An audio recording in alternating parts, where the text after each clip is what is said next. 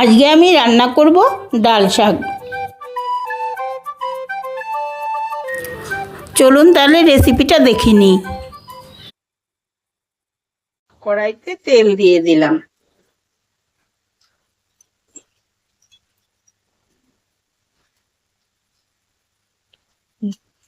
আগে থেকে আমি খেসারির ডালটাকে সেদ্ধ করে রেখেছি, এটাকে এবার কড়াইতে ভেজে নেব।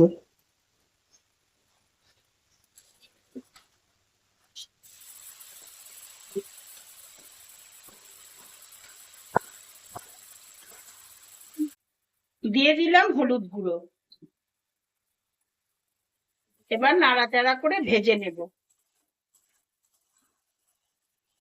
দেখুন জলটা শুকিয়ে গেছে, ডালটাও ভাজা ভাজা হয়ে গেছে। এবার আমি ডালটাকে তুলে নেব।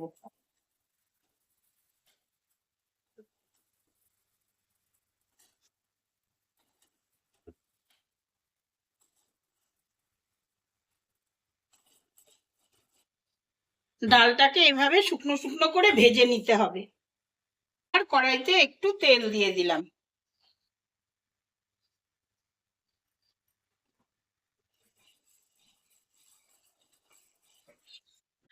ঢেঁকি শাকটা আমি ভালো করে কুচিয়ে ধুয়ে রেখেছি, এবার আমি শাকটা দিয়ে দেব।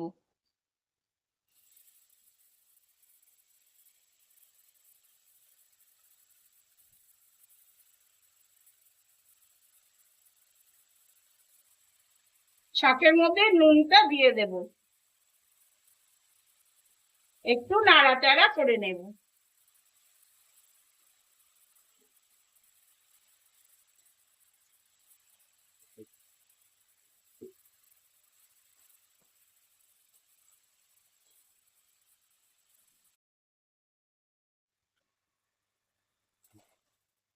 দেখুন শাকটা মজে গেছে, জলও ছেড়ে দিয়েছে। এবার আমি জলটাকে শুকিয়ে নেব।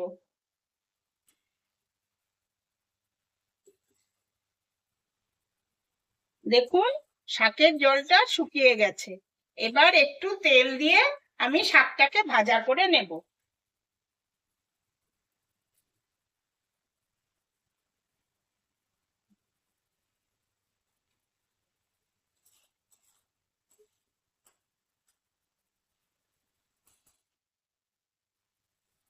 দিয়ে দিচ্ছি লঙ্কা বাটা,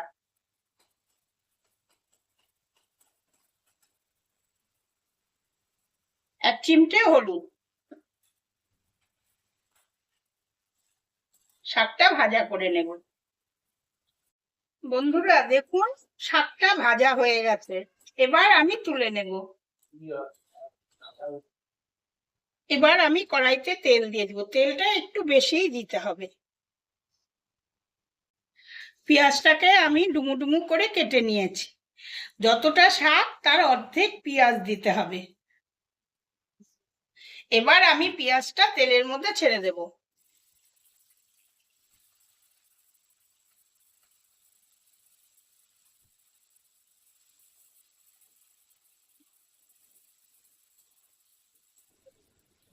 পেঁয়াজটাকে লাল লাল করে ভেজে নেব। দেখুন বন্ধুরা পেঁয়াজটা ভাজা হয়ে গেছে, এবার আমি ডাল ভাজাটাকে এর মধ্যে দিয়ে দেব।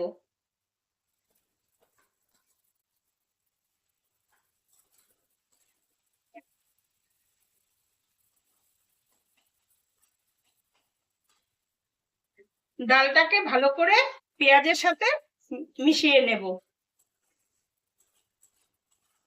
দেখুন ডালটা পেঁয়াজের সাথে মিশে গেছে, এবার আমি শাকটাকে দিয়ে দেব।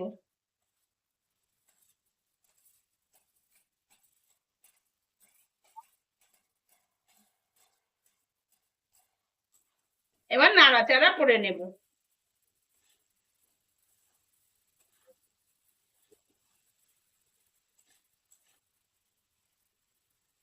এবার ডাল, শাক, পেঁয়াজের সাথে সব একসাথে ভাজা ভাজা করে নাড়াচাড়া করে নামিয়ে নেব। দেখুন শাকটা রেডি হয়ে গেছে, এবার আমি থালাতে নামিয়ে নেব।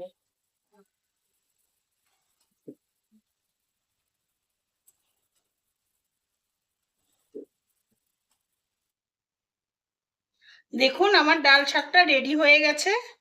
আপনাদের কাছে যদি খেসারির ডাল না থাকে তবে মসুর ডাল দিয়েও আপনারা করতে পারেন।